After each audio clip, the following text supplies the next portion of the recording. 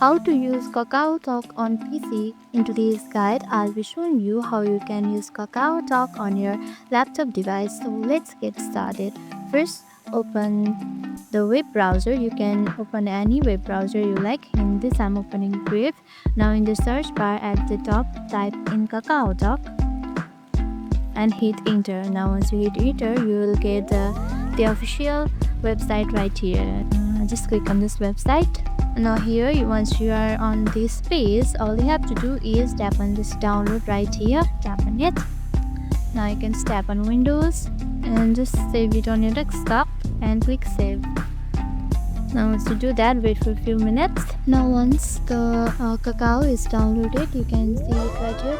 Click on it and just click on this. Now wait while the setup is loading. You need to wait for a few minutes. Choose or select a language. Once you select it, click OK. Now click next and click I agree and just select the folder from here. Once you select it, click on install and your Kakaotalk will be installed on your device and you will be ready to use it. And that's it. Hope this video helped you.